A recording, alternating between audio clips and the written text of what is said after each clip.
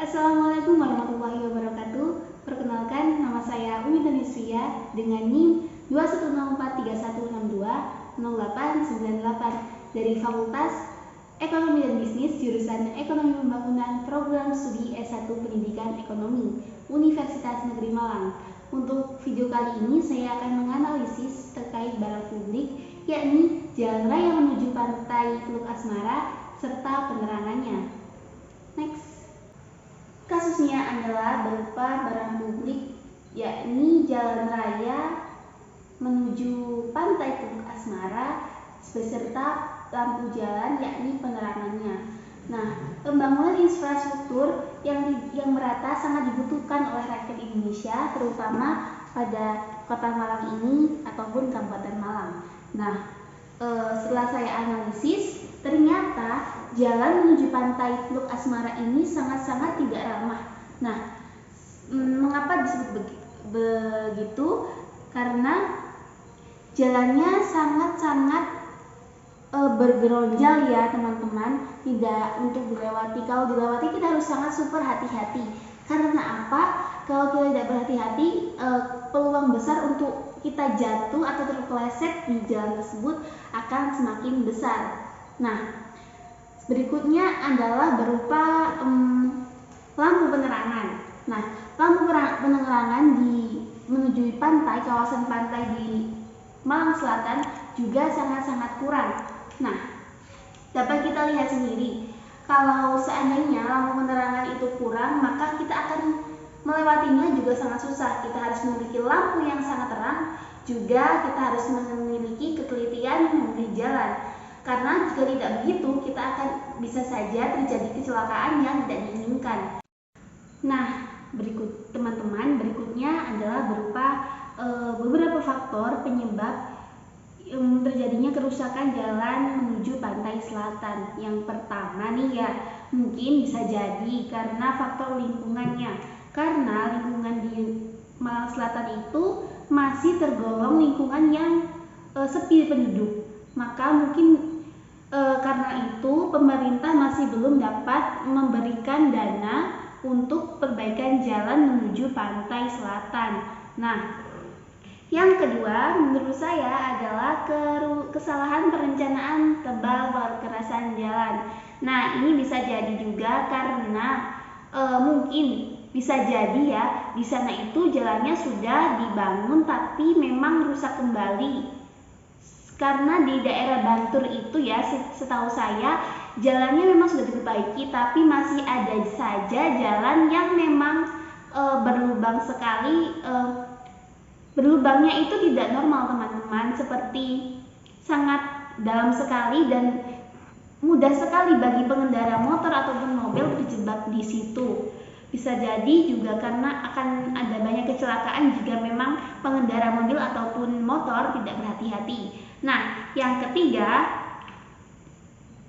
adalah faktor bencana alam. Mungkin saja bisa jadi di sana pernah terjadi suatu bencana yang mengakibatkan jalannya menjadi rusak dan tidak bisa dilewati. Nah, yang selanjutnya yakni tidak dilakukan perawatan jalan secara berkala. Nah, ini sangat mungkin terjadi ya teman-teman. Karena apa? Kerusakan apabila ditangani dengan cepat pastinya akan segera terbenahi, atau jika dirawat pastinya akan baik atau pasti akan mudah dilewati, begitu teman-teman. Nah, untuk selanjutnya yakni barang publik, jalan penerangan. Nah, di jalan menuju pantai selatan ini juga dapat kita lihat ya teman-teman, dapat kita rasakan ketika kita pergi ke pantai, jalannya itu sangat-sangat gelap apabila sudah sore. Sore jam 5 mungkin sudah gelap karena ada dua teman-teman jalur menuju pantai selatan, yakni dari jalur Sumawe Sumber Manjing Wetan dan jalur barat yakni jalur Bantul. Nah, keduanya ini sama-sama gelap teman-teman, masih sangat kurang dan minim penerangan jalan. Nah, ini adalah kurangnya. Mungkin faktornya bisa jadi karena yang tadi merupakan daerah yang masih sangat jarang ada penduduknya, maka tidak ada yang membuat lampu penerangan. Juga bisa karena pemerintah masih kurang memberikan dana untuk pengelolaan jalan penerangan menuju pantai selatan.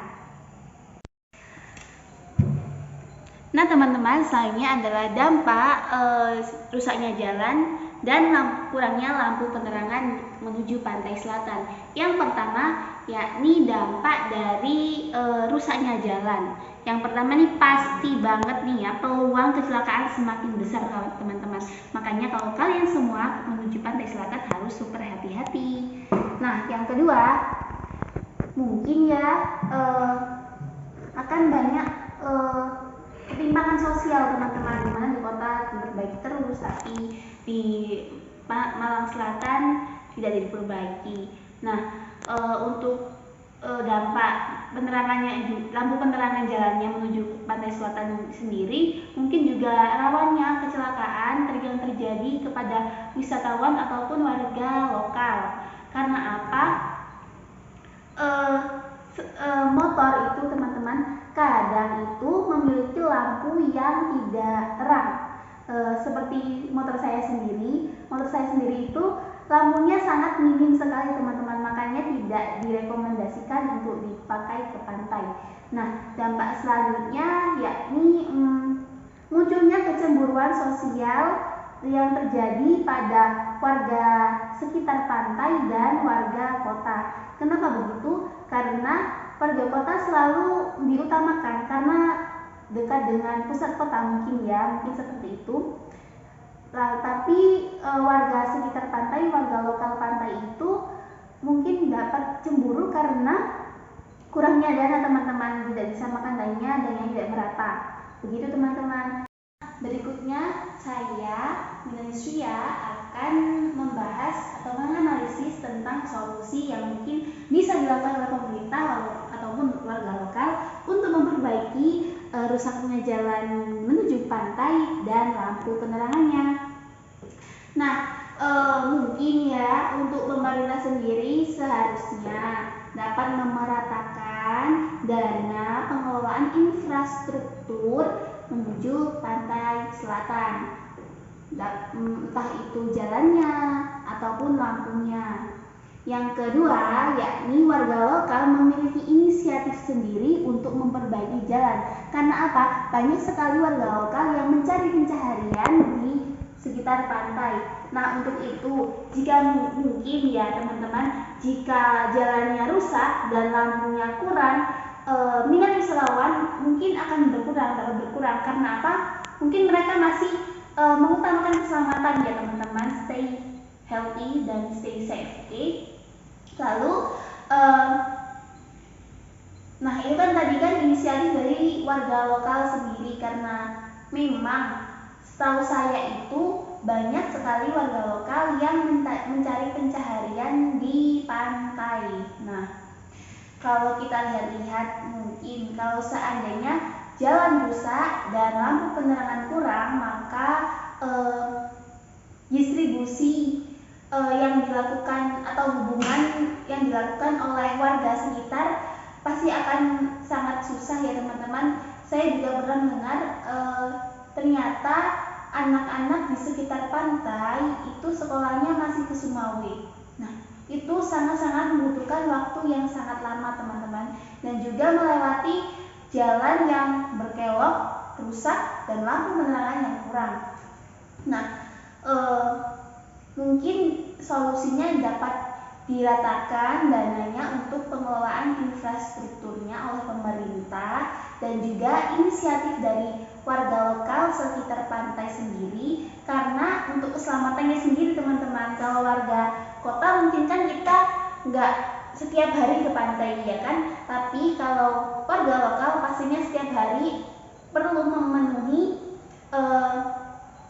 memenuhi kebutuhan sehari-hari dengan keluar dari wilayah pantai tersebut menuju Sumawe ataupun Banten teman-teman. Next. Nah teman-teman, setelah saya analisis itu karena saya kemarin alhamdulillah ya hari raya itu saya kesana dan saya juga menganalisisnya. Nah jika saya menganalisis saja tidak ada buktinya, maka mungkin kebanyakan teman-teman tidak percaya kepada saya. Nah, berikut adalah video dokumentasi jalan rusak menuju pantai Teluk Asmara atau Pantai Selatan.